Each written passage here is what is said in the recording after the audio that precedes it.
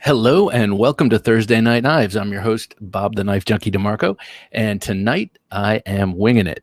Coming up, it takes a pandemic to get me to pick back up with knife making. Jim buys a lot of knives at an estate sale, but first, a pocket check and two incredible knives. But I wanted to start tonight with what I was carrying today. I've been home. I took the day off today. And Alex, what's going on, man? Good to see you, sir. It's wonderful to have you. We're going to be talking about a couple of things you're very familiar with tonight. As you can tell, I'm gleeful about something. But first, what I carried around with me today, I was home, so it was a little bit easier to hold on to this, but so today I was carrying the pit fighting gauntlet that my brother made for me.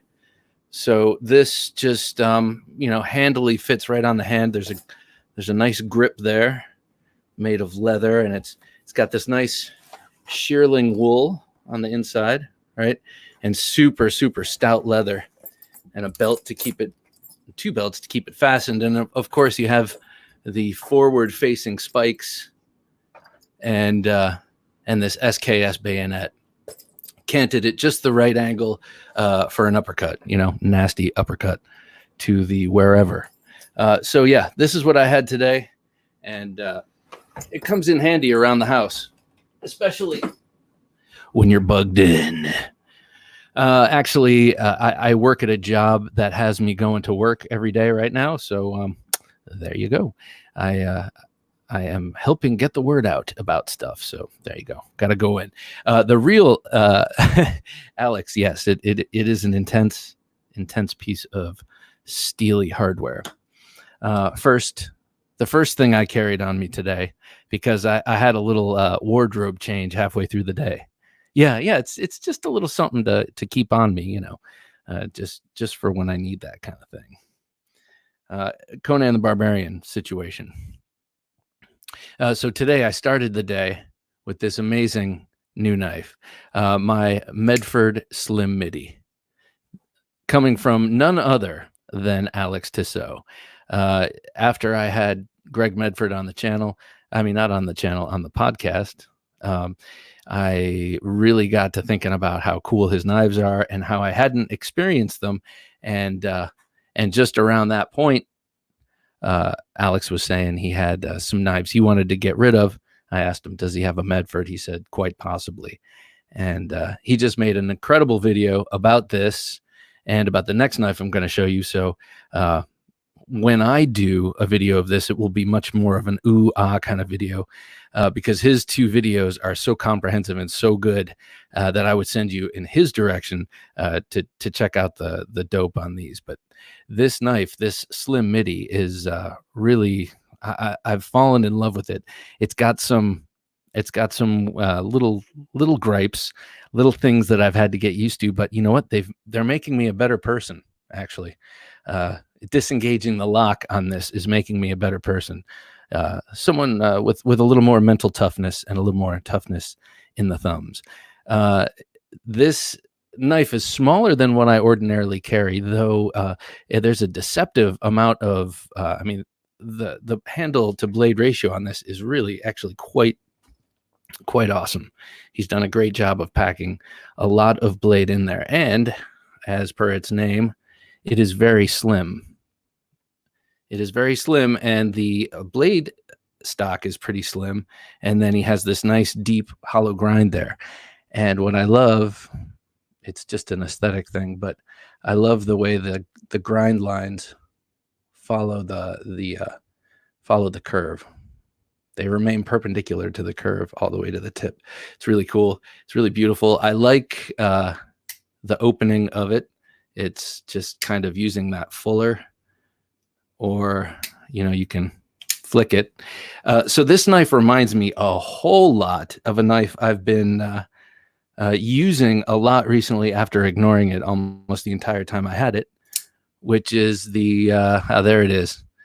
Check out this podcast. Greg Medford is a very cool and unique individual, and we had a really good conversation, and I feel it was a good platform for him to open up and just tell his story, and tell he did. It was a good podcast. Check that one out for sure. Find out the philosophy behind this knife and behind all of his knives. But this knife is so very much like the Spidey Chef in length and kind of utility.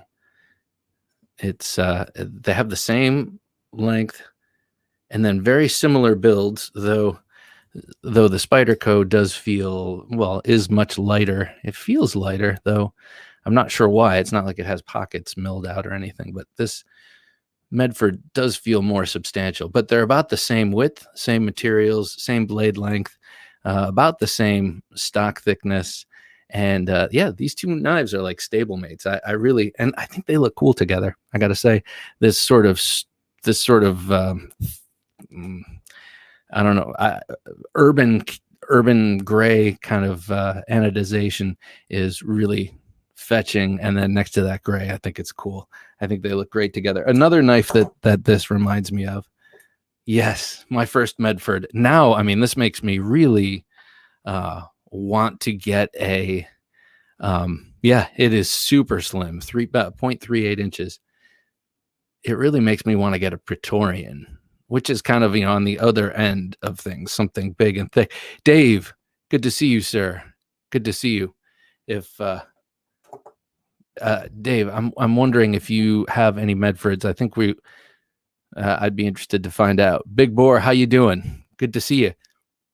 I saw you last night on you're on Slicey's live show, and you were dissing my use of big words. Good to see you, sir. I'm talking about this and the knives it reminds me of, and this Spidey Chef is one of them, but also this comes to mind, the VSEP. It's thicker. It's got a very different shape and everything, and it's different, but it's got a very similar feeling action, just like this very positive, even hydraulic phosphor bronze washer feel, and I love it. Yes. This is the Slim Midi Marauder, or the Slim. It's the Slim Midi, I guess. But I think it's based on the Marauder, the original Marauder, right? The big honker, which is cool. I'd love to have. This is cool. I really like. Several times this week he's being haunted by Medford. I love the way they have the serial number matching the blade with the frame. I think that's a really cool detail. And to me, it gives it a sort of utilitarian feel that I kind of like, and it sort of adds to the mystique of this thing. And I do think there's a little mystique in this knife, I gotta say. I'm not sure what it is, but also here it is next to the Boker F3. This is the Boker, the production version of the Vox F3, and they are about, why is it so hard to find the camera sometimes? They are about the same size, though this is like a brick by comparison. But anyway, so this Medford has opened my eyes to Medford, and I'm very excited to check out some others. However, man, they're expensive. They are expensive, I have to say. So it doesn't make dabbling easy. Yes, me too. The Praetorian, and definitely the Tanto version of the Praetorian. And something very appealing to me about having the opening mechanism be the big fuller on the side. To me, that's, I don't know, I like that. It puts it in a, I don't know, it puts it in a manly category. I'm starting to veer away a little bit from the flippers. I'm starting to veer a little bit away even from bearings sometimes. Not because I've had any bad experiences with them. My experiences have been good. But I have been doing counterfactuals in my mind about getting grime and grit in there and then not having them open in the moment of truth. And that's just me and my dramatic mind. I understand it's ridiculous. The next knife, I had a wardrobe change midday because what showed up on my door whilst here, let me tell you that. So I was home from work today to help give my wife a break because she runs her office. And these days, she's running her office from home. A lot of people, a lot of cats to wrangle, and it's a hard job. And then she's also been home because she can telework and I can't, with our kids doing their homework. And oh my God, I couldn't believe how much work they're giving our daughters. I spent a solid 4.5 hours doing work, curriculum work. It was insane, but mid curriculum work, this showed up. Oh yes. Oh yes. The Iron Dragon, ladies and gentlemen. This is a beautiful, beautiful Emerson. And again, I will point you towards Alex Tissot's quite comprehensive and an excellent review of this knife on his channel, Alex's Knife Box. And he is the same gentleman from whom I received this knife. And he gave me a screaming deal. And boy, am I grateful, because this knife is amazing. Now, yes, you can see just from looking at it that it looks amazing, but it is so unbelievably sharp. Okay, so you see that the foot of the blade right there, just by accident, I just touched it ever so slightly with my finger, and that's what happened. Just, my skin is dry and leathery right now, but it went right through like it wasn't even there. Oh, the mystical Iron Dragon. Alex's video was excellent. So the story behind this knife is Ernest Emerson designed it as a tribute to Richard Bustillo, his very famous Jeet Kune Do instructor who taught at the Filipino Kali Academy in Los Angeles with Danny Nosanto. But this was for Richard Bustillo, and Iron Dragon was his nickname. I mean, what a cool nickname. Come on, Iron Dragon. But something I love about this is that it is a frame lock, titanium frame lock, very nicely executed. And it's got, that amazing action that I've had some trepidation about recently. It feels amazing in the hand. I mean, this is, we're in the Emerson universe, so we're talking about knives that feel great in hand, but this is a step above, man. It's perfect. It's perfect for my medium-sized hands, and there's enough room there for large hands. And I would imagine even smaller hands could make great use of this thing. Ooh, raising a glass to Thursday Night Knives, and to you, Spirited Whiskey, I thank you, sir. During this Lent, I have taken off from bourbon, which is what I like to drink, and that's been good. I've saved some money and all that, but I sure wish I was raising one with you, sir. By the way, Bob, would be absolutely perfect fighting blade, but slim, very, very easy to carry. I'd be very interested to see that, Spirited Whiskey. Maybe sometime you'd punch into the show for a few minutes and show it off and say hi in person, virtual person. That would be cool. I'd love to meet you in virtual person. And then someday at a blade show in the future, in person. I won't be there this year. Another cool thing that came with this knife, it didn't come with the knife. It came with the knife.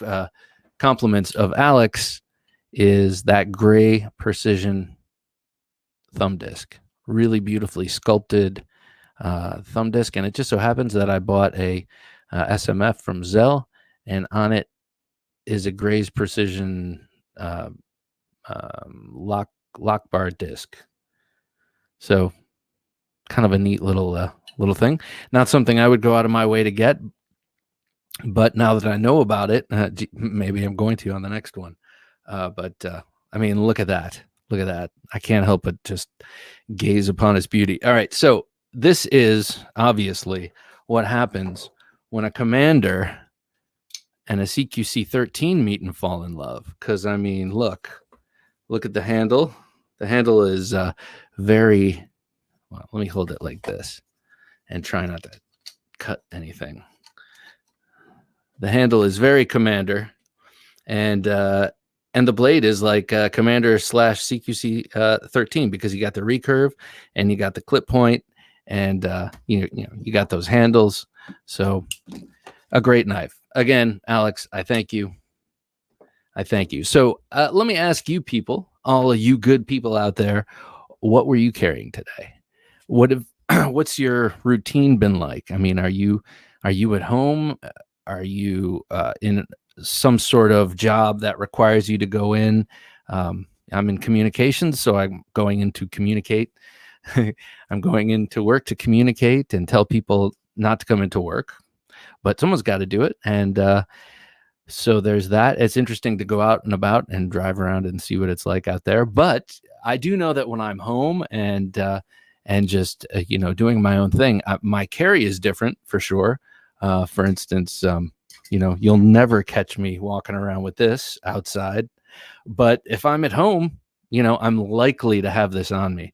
Unless I'm wearing sweatpants or something, then this is a little bit too much. But my home carry is different than my walk around carry.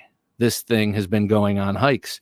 We've been going into the woods a lot. I discovered a spot where some kids in the woods had made some shelters, and we've been exploring them, and it's kind of cool. It's like urban archaeology. And this has been coming with me, just in case the kids return for their hubba bubba or whatever. Okay, so I wanted to mention this.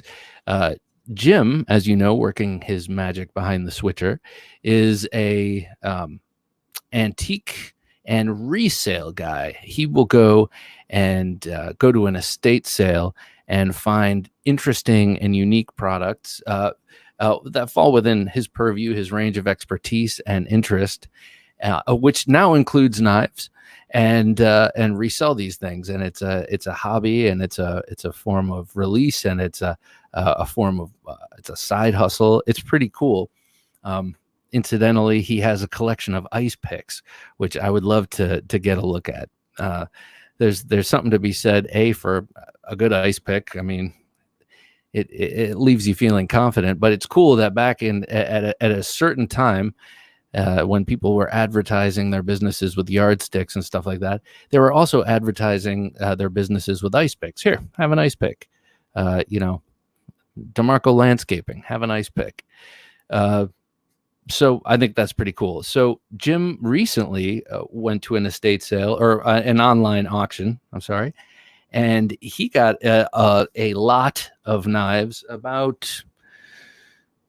should have counted them, about 14 knives, I think. And there are a number of really good and interesting knives. And I wanted to show a couple of them off because I am going to buy at least one of them. I know. And I'm not going to say which one it is, but maybe you could figure that out. Also, while I'm doing this, please let us know what you were carrying today. I am interested to know. All right. So first, I'm still going into the office. Forgot my Formax Scout today. I have a very cool office, so I grabbed the grip out of the car. Nice. Okay. Yeah. It's yes. And I'm saying yes about the Formax. It's good to have a big folder, something that once it's open, I guess, aside from Cold Steel, you could get this, the big Bastinelli, the Dragotac. Other than that, I can't think of any awesome big folders. But the advantage, and I'm not trying to be Lynn Thompson right now, but the advantage of a big folder is that it tucks away in your backpack. It's a small package, but then when you open it up, you have serious capability. And if you're going into a big empty office and you're concerned about your safety, and you might want, you get a lot of bang for buck for one of these in your bag. I'm just saying. So work from home, carry a freshly acquired Cryo 2. I like the Cryo. I really do like the Cryo. And the 2 has the 3.25 inch blade, I believe it is. But yeah, beautiful design. But you can't go wrong with concealing my K-bar file. Nice. Well, that's interesting. I'm wondering, Tyler, do you have, because I carry a fixed blade. Later we're gonna talk about here's a preview. Here's a fixed blade that I carry a lot, and I carry it in the waistband, and I carry it in the small of my back. and I can just reach back and grab it. And it's got a small handle. It's curved. It's very comfortable. It's even comfortable to sit in the car. I made this so I was able to shave parts off where it felt problem, where it was a problem to sit. But this, I call this a Virginia Bowie, and it just sits in my back. I call it the Liberator. That's the model number or the model name. But I just, it's fun. It's 1095. It was all the knives I've made have been heat treated at True Grit out in the West Coast, and this one, I mean, they do a great job, at least at 1095 and AEBL. And this one I've done a lot of slamming around outside, because I initially thought this was the first one I ever finished. Well, the second one I ever finished. Anyway, we'll get to that later. The point is, how do you carry your K-bar? Do you carry it in some sort of hold that up for a sec. Do you carry it in some sort of a rig, like a shoulder thing, or do you have it tucked in your waistband? I'm curious to find out how you carry your 7-inch K-bar concealed. Carry my Strider Monkey Edge Mix Strider Custom SNG in CPM 110 today. Love it. That sounds awesome.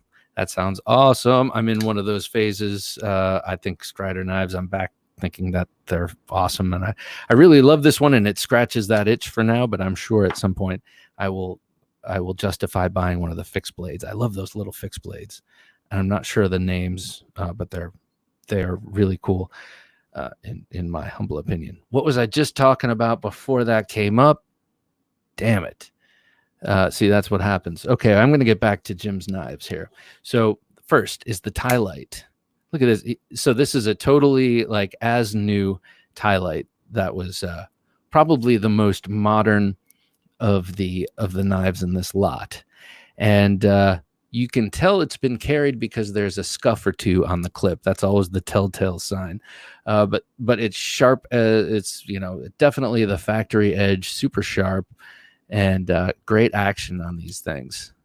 So I think he'll have no problem. And this there came a time where I think the quillion shrank on this. You used to be able to flip them more readily, I believe, without needing to flip the wrist out, but I might be mistaken there. Yeah, it looks like this quillion is ever so slightly shorter. But tie light, this is one of the ones in AUS 8. Stuck at work from home, carried a Super Roadhouse. Oh my God, is that the new one? Oh yeah, right. And the BRS Bally. But the Roadhouse, you got a new Roadhouse with the checkered grip.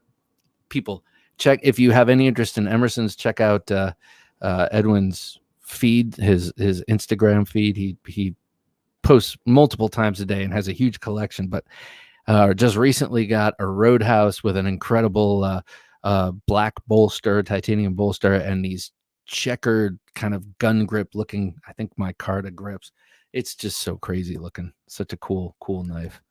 The next, this is a very unique and cool knife, and this is one of the ones that I maybe a second choice I might get, but I think a Wenger or Victorinox or Swiss Army knife collector should buy this. This is a Wenger, and it's a single bladed locking knife.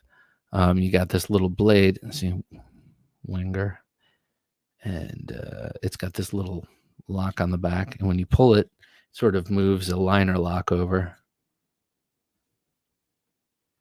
And then you have to kind of muscle it shut. Very cool. And it comes in this unique leather pouch that says Honduras on it, but it is perfectly, it's like it's made for that knife. Honduras. This is a cool one. So he also got this cool little Almar. Hey, Barry, good to see you, sir. Thanks for joining us from Colorado. Hope everything's good out there. I'm going through this. Jim just got a lot of knives in an estate sale, and I was going through them, cleaning them up, giving them the alcohol treatment, and I'm just showing off some of the ones I think are especially cool. This is a little Almar from before they thought it was necessary to like do quality control on small knives. Because listen to this. It's got a little rattle, but it's really cool. It's unique. It's got this sort of liner lock that's actuated with this button. So you press the button, and then you got to muscle this little sucker too. I don't know. You don't have to muscle it. There's just a sweet spot, but you can see how there's a liner lock in there. Almar. I have kind of a fascination with them because I remember seeing Almar knives, like the Sear knife and some other knife in the Remington stores that they used to have in the malls where I grew up in Northeast Ohio, and then also in I think it was Sharper Image, and I was like, oh my god, these knives, and they're expensive, like $150 or something. I was like, damn, these knives, what are they? Like these magical? This was in the 80s. So yeah, Almar carries a mystique, if not, a little bit behind the times. But I'm sorry, could you put that back up, Jim? What was that? Was that a comment? Excuse me. Oh yeah. Sorry about that. Now this is the one that I'm thinking of buying myself. This is a buck. This is the not the Prince. Squire. This is the Buck Squire. This is rosewood. It's not that diamond wood stuff. It's rosewood. And you've got nickel silver bolsters. And you've got this blade that's been sharpened a bunch of times. And you can tell it was used a lot by looking at the cool little case it came in. And the fact that the former owner carved their initials, RDC. Robert Denton Carlisle. That's what I'm calling him. Robert Denton Carlisle carved his initials in this knife. And I think that's kind of cool. I like, back in my art school days, I used to like finding old photographs. You can find them at like flea markets and stuff. Old photographs of people I didn't know, and I would buy them. And it fascinated me to look at these intimate, pictures of people like hanging out at barbecues or whatever, especially if they're older and you have no idea who they are or what they're like or what they're thinking.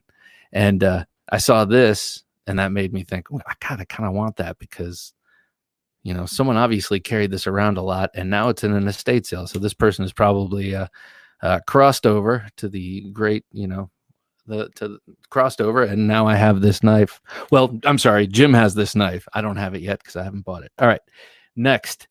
This is cool. I carry my K-bar with a Utility-Clip and a poly sheath. The Utility-Clip. Okay. I'm assuming that you love it. I do not have one, and I don't know why I haven't gotten one. They've been on the market for several years now, I think, or at least a year, 2 years, and they look amazing for in the waist carry. So, cheers to you, man. I like hearing when people carry fixed blade knives. It might not be, it might be frowned upon, or even maybe not 100% on the up and up, where in your jurisdiction, but I love to hear when people carry their knives. Alex was carrying a Citadel Saigon handmade folder with stingray skin handle. Of course he was. Made in Cambodia, like my wife. Awesome. Wow. So, wait, put that back up, Jim. Citadel Saigon. I'm going to have to look that up. So let me write this down. I have absolutely no idea what that is, but it sounds spectacular. And Cambodian. That's interesting. I've never heard of any knives coming from Cambodia, but we live in an age where we can get stuff from everywhere, and people are exposed everywhere to everything. So yeah, why not? I think that's really cool. Here is a Schrade, a super heavy duty Schrade that says Southern States, that farm cooperative. And this thing is built really, really stout. It is, this must be older. I don't know, because it just seems more substantial than a Schrade should be. I don't know. Maybe I'm a little biased. I don't have too many Schrades, but I know they kind of at some point cheaped out. This does not feel, this feels like before they went cheap, I guess. And I was thinking that was micarta, but it's not. It's just, it's like Delrin. This is a cool and unique thing. This I probably will get with the buck, Jim, just so you know. is this plastic Imperial Barlow. And it's got a great little clip point blade that says NRA on it. And it is surprisingly stout. I mean, this thing has no blade play at all. I mean, this is a really light and cheap seeming knife that is sturdy as hell. I mean, I would just keep this around and bang on it, but I think it might be oldish. So I don't know. The reason I say so is that it is plastic, but it feels very high quality to me. I don't know. Maybe not, but yeah, that's one I think I want to get. Slip joints, anyone like slip joints? I'm kind of a huge fan of them these days. So I love it. A life changer. When I go to the gym, I carry the KT Minimalist with the Utility Clip. All right, that's it. That clinches it. I'm getting a Utility Clip, or actually several. I have been a longtime proponent of the simple IWB loop. This has always worked well for me, and it's nicely dynamic. Nicely dynamic, meaning I can have it in this position with my belt running through here, and then this inside my pants, in the small of my back all day. And then when I go to drive, I move it around, slide it around, and move it up like that. And so when I use a fixed version of something like that, let's see, like one of these that comes on Tops knives, I find I have to find the perfect spot for it. I'm wondering if the Utility Clip is like that, where I would have to find the perfect spot for it and leave it there. Whereas with this one, I can kind of move it around during the day from one position to the other. And by the way, if you didn't listen to last week's supplemental podcast, I did a little bullet point history of the Chris knife, because, I've been big on the Chris since, Cold Steel has released these. And one of the things that came up is one of the interesting historical tidbits about it is that in the times and places where Chris's were carried all the time, they were frequently carried on the right hand side, which is the strong side for the hand, but not the strong side to draw a sword. So it would be carried in peacetime, or when you're just chill and you're just hanging out, walking around town, doing whatever. Your Chris would be over on your right. But if you got pissed, or someone, you're going to war, or someone, insults you in some way, and you're going to go toe to toe, you slide it over to the right to signal your intentions. I'm sorry, you slide it over to the left in your belt to signal your intentions. Now it's on the side where you can draw it and put it into use. And I think that's kind of cool. It's a cultural signal to everyone. Like, I am ready to go off, man. I just moved my Chris from the right to the left, look out. So this, I've been calling a Chris for weeks and weeks when I've been talking about Chris's. And I just discovered in doing research for last week's supplemental podcast that this is actually a Sundang. And the reason it's a Sundang is because it has a polished blade. A real Chris has a multi-metal blade that is kept coarse and gray and acid etched. And so it often has a relief pattern that you can feel and see. And that's part of its mystical powers. So it has a gray, gritty blade, and it has a wooden hilt. So this has a polished. Oh, whoops. So this has a polished blade. And it had, at one point, it has fallen off of this one. It had a brass band right here. And then it has a cylindrical handle and this S-shaped hilt. And those four characteristics make this not a Chris, but a Sundang. And, well, I guess I don't, if that's wrong, I don't want to be right. I think it's I'd rather have a Sundang in a fight anyway. I hope I haven't insulted any gods. All right, so finally, I just wanted to I wanted to show off a little bit some of the things I've been working on. I've had a little bit more time off. I took today off. Didn't have a chance to do any of this today, unfortunately.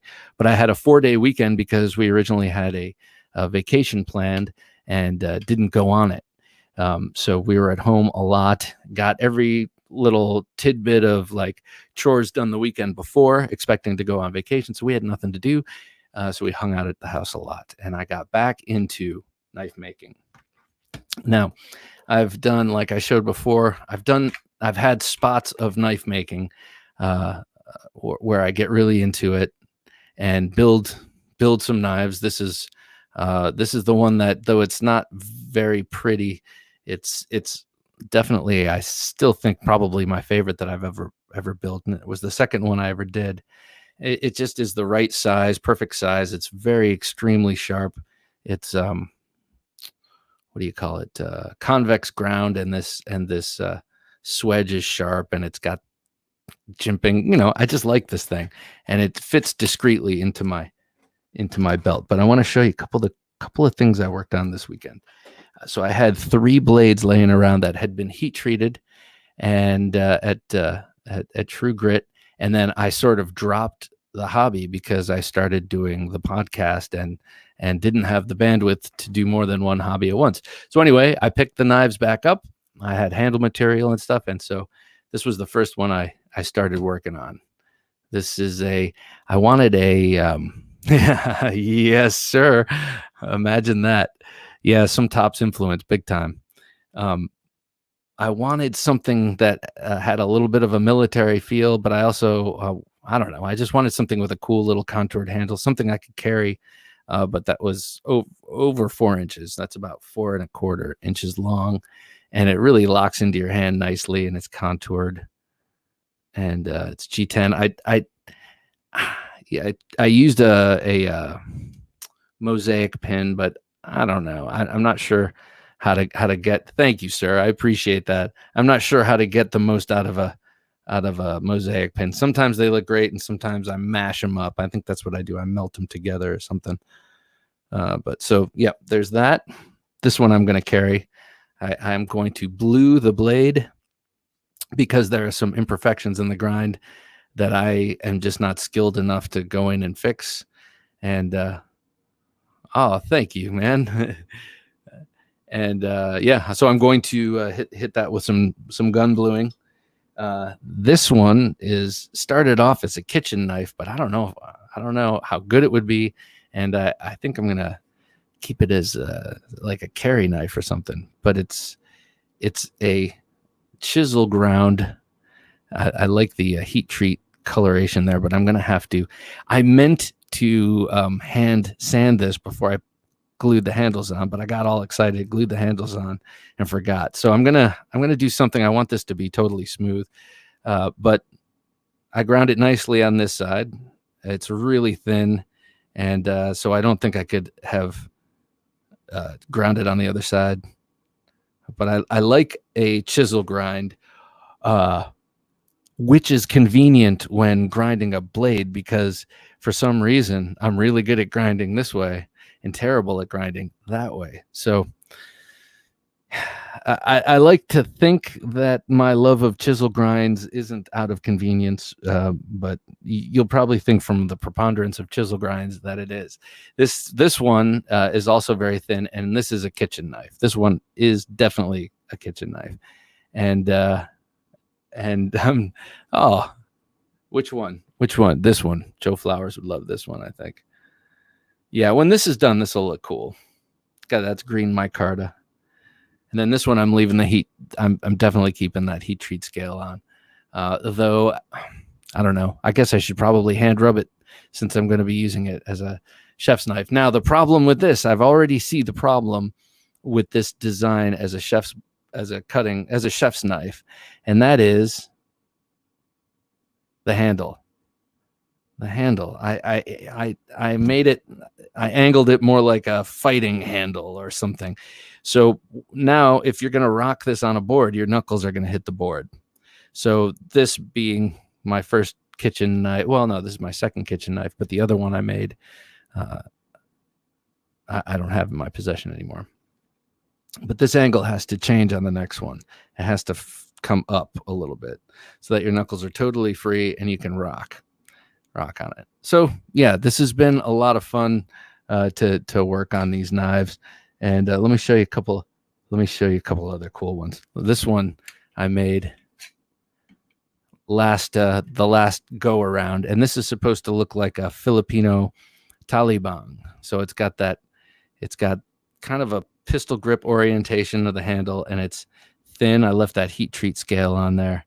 This is all from that same thin AEBL stock, and I ground this one chisel also, very sharp, and this one fits nicely in the belt and draws nicely in reverse grip. I like this knife. A tribute to this sword here, which was my father's. A couple others, and then I will free you. This was a scrap knife. This was left over from something bigger I was doing, and picked it up and ground this tanto. And if you've never ground a knife before, and I haven't done many, but tantos are not easy. They're not easy. This probably started an inch longer, and then trying to get that tip right. Is that right? Yeah, trying to get that tip right. It just was very, very difficult. This has a very obtuse angle, but is extremely sharp and would be great for, shivving someone, basically. It's got natural canvas micarta and, a little rough around the edges. These kind of remind me of the Fred Perrin knives. I don't know if you've been on Instagram to see if you've seen Fred Perrin concepts. It's Fred Perrin knives, and they all have this sort of rustic, street-like, forged in a back alley look. And anyway, that's kind of something. Let me show you one more. Got to be fun knowing how to make your own designs. Well, yeah, man. Fixed blades. I mean, I can cut them out, and I can do them to a degree, but unless you're doing it all the time, you make the same stupid mistakes more often. Sometimes it's harder to learn from mistakes when you're not making them frequently enough. Alex, sir, what's up, man? What's up, man? How are you? I'm doing great. How are you? I'm good, man. Jim shot me a little message like, come on, let's see that knife. So I'm like, why not? Yeah, let me see that. And thank your family for letting you dip out. Yeah, I know. Well, they're in front of me right now. Daughter's watching some cartoons, and my wife is, I don't know, YouTube something. So here it is. Oh my! Oh wow! It's a knife I've had for years, actually, and it's got stingray skin, scales on it, mirror polish on N690, and I've never lubed this knife. It's sat in the case forever. Look. Ooh, that is beautiful, that file work. So it's kind of interesting because when you close this thing, it almost looks like a friction folder. Yeah.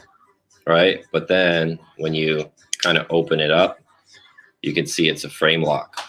And they polished it all the way through. So it's kind of cool little knife. That is beautiful. I love the stingray scales. I mean, that is so cool. Yeah, I thought it was pretty cool. I bought this years ago when I didn't really even know that much about knives. I wonder if that material is legal for U.S. knife makers to use. It is. Microtech uses it all the time. Oh, yeah, right. Of course. Yeah. Well, how would that be any different from the swords? Or right. So I don't think they're endangered, but, yeah, pretty decent. Beautiful, man. Yeah, not bad at all. It wasn't even that expensive. I think it was like $200, something like that. So, and then because it doesn't have a pocket clip, I always go back to this clip slip. Yeah. Yes, that's how I carried it today. That is cool. Is that from collectorknives.net? It's actually from a guy in Germany. Advanced Knife Bro turned me on to this guy. Oh, yeah. I forget what the name of the guy is, but if you go on Advanced Knife Bro's page, one of his videos, for slip joints kind of goes over this guy, but it's literally called the clip slip. And I have them in 2 sizes, one for the big ones, one for the small ones. Cool. Yeah, I like the idea of that because I hate pocket knives rattling around in my pocket. That drives me bonkers. Yeah. Especially when they kind of fall sideways and kind of like hang out in the bottom of your pocket. Mm-hmm. So, how's it going with you, sir? Are you hunkered down at home, or are you going into work these days? So it's been interesting. Yesterday, we were told that we were fine. And then today they told us we were cutting our hours and some people are getting laid off. And then tonight, the mayor of Los Angeles announced like a lockdown except for essential businesses. So I'm still trying to figure out if car dealerships are essential businesses or not. Right. So I'll be at work tomorrow, but we'll find out the rest later. So I've been having to think about what my post-apocalyptic carry, you know. Does it include a fixed blade? You know what? I have a knife that I brought to show that I thought was a perfect mix between a fixed blade and a folder. Oh, is that a Zeba? What is that? Oh, is that the Michael Knight? It's Michael Zeba and Jason Knight collaboration. Jason Knight and Michael Zeba. That's what I was trying to say. That is dope. That is so gorgeous, man. It's actually a really special one. So this is the Liberty Bell, or I'm sorry, the Liberty Green is what he calls it, like the Statue of Liberty. And of course, Jason Knight's known for his kukri designs. So that's where the blade cues came from. God, that's beautiful, man. But if you look inside the scales, it's going to be hard to show, but you can see from this angle, there's skulls laid all inside of it. That is so fucking creepy, man. Yeah. So I actually named this thing the Catacombs Edition. This was the first Catacombs Edition one. Jim Skeleton had one too that he did a video on. But this was Mike's personal knife. He took it to a knife show in Tokyo, and then came back and sold it to me. So kind of a special one, but it feels like a fixed blade, which is the coolest part. You can see how he like flared it out. Yes, how it's contoured, but also contoured in two dimensions like that. Yeah, that's beautiful. So how long is that blade, man? Is that like 4 inches? It's 4 inch. That is just so spectacular. Yeah, and then that could be one option, or there's always the Spyderco top. That's your go-to. You love that knife. Yeah. It's got what about it? What do you love about that knife? So the look of it just does it for me. You can see I did some brass snakeskin carbon fiber scales on it. Yeah, that looks nice. And then back spacer out of carbon fiber too. But when you hold this knife, the way it locks into your hand is really interesting. And it's 3V steel. Oh, wow. Which is really unusual for Spyderco. And for a folder, right? Yeah. So is that an Ed Shemp design? It is. He makes some awkward designs. Sorry, Ed, if you're listening. I'd love to talk to you about it. I like that one a lot. I have Alex. Your mic is muted. There we go. You're good. Oh, all right. I like this knife. I like the tough, and then I have the Persian, and I like that. But the that Bowie he made was such a mystery. Yeah. Whoa. That was like unergonomic to spite. It was like, I don't know. It was shockingly unergonomic looking. Anyway, Jim muted it because of the music. Oh yeah. Sorry, my daughter is watching her cartoons back there. But yeah, I absolutely agree with you. I've gotten a chance to talk to Ed, and he's actually a really, really awesome guy too. Oh yeah? Yeah, super nice. I was gonna have him make me a folder, but at the time he only offered to do a slip joint. I'm like, I'm gonna wait, because he was talking about a mini tough coming out, but that was last year, so I don't know. Through Spyderco or okay. Yeah. All right, cool. Yeah, man. Well, so I was telling everyone about how spectacular these two knives are, and I've been really interested at how similar these two knives are, the Slim Midi and the Spidey Shot. Yeah, actually, that was a pretty good observation on your part. I'm actually, I agree with you right there. It's when you pulled those out earlier in the show, it was like, oh, holy crap, he's right. So you did some good comparisons on it. Yeah, man. I am such a fan of this. Now it's not every Medford knife that appeals to my eye, but I have a feeling. Yeah, I agree, money. But I have a feeling that the feel of all of them is going to be awesome. And so, yeah, I'm looking forward to seeing what the future brings, Medford wise. So after now having the knife in your hand and playing with it, how accurate was my review? Your review is very accurate, but the one thing is I don't have any problem with the one-hand manipulation. However, the first 2 days, this lock just killed my thumb, Yeah. but now it's broken in, and maybe I've Right. become more of a man in the last 2 days. Or you developed a callus. Yeah, or I developed. I'd like to think I became more of a man in the last 2 I days. agree. But yeah, I would agree with everything. And what's the significance of the numbers?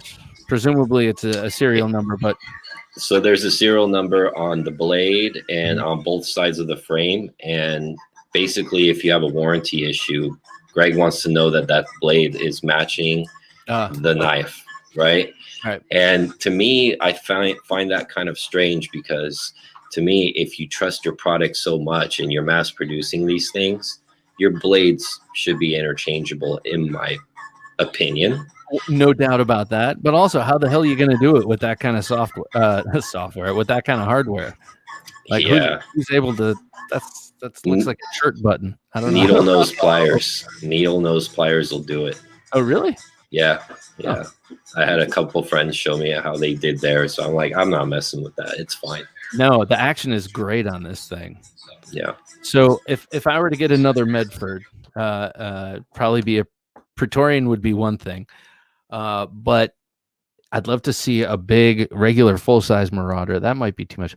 But what is that big Warncliffe flipper? That thing is so damn cool. I know I talked about it last week, but that's another one I'd like to get my hand. It is really, really, really cool. Interesting knives, all of them that come out of Medford. Unique to anything else I ever see on the knife market.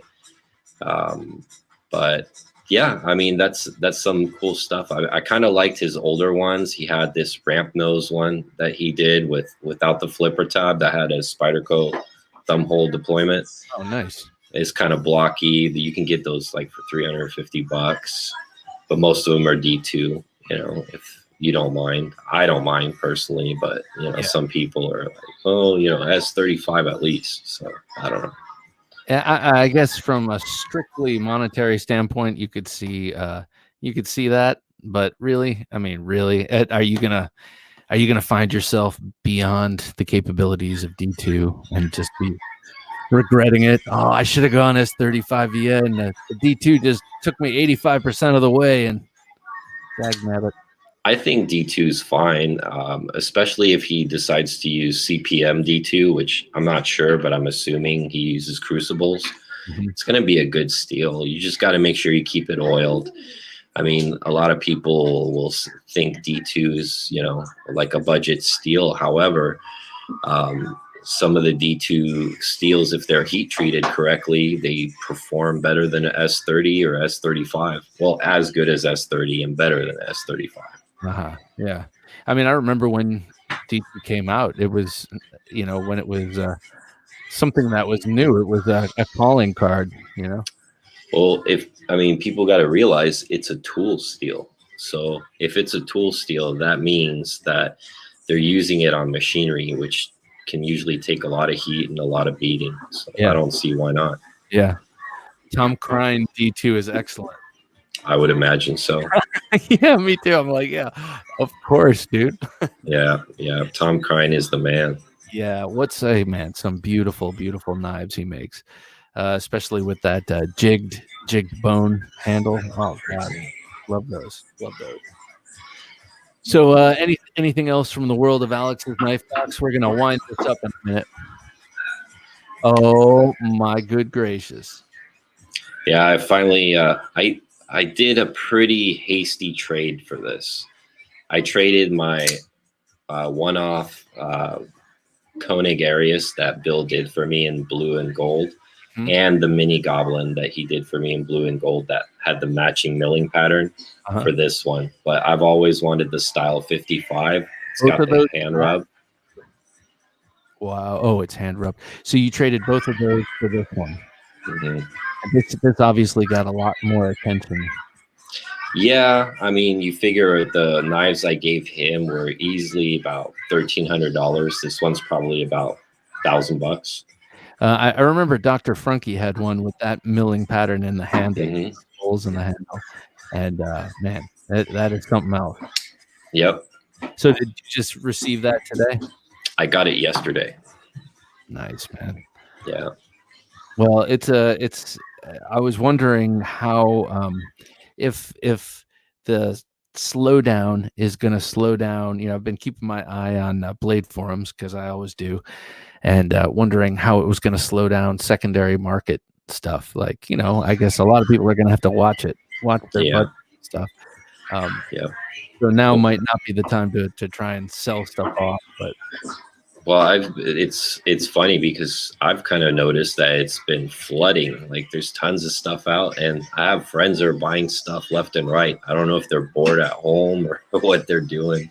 Right. I mean, I can't, I can't talk. There's 4 in the mail right now. So what a sweet feeling, man. What a sweet feeling to know that you got these things on their way. Yeah, as long as I don't get laid off. But I just got the text that we are considered essential, so we will be working, which is a good thing, as long as they don't lay me off. Yeah. Right. God, let's hope we don't have too much of that. So. Yeah. Things take a turn. A good turn, that is. So, Alex, my friend, I need you to keep me in the loop as to other things you might plan on getting rid of. Not because I am now your pipeline to dispose of knives, and but because these last 2 knives, I mean, they've both opened my eyes. Now, the Emerson, obviously, I have plenty of them, and but I've never been in this realm with Emerson.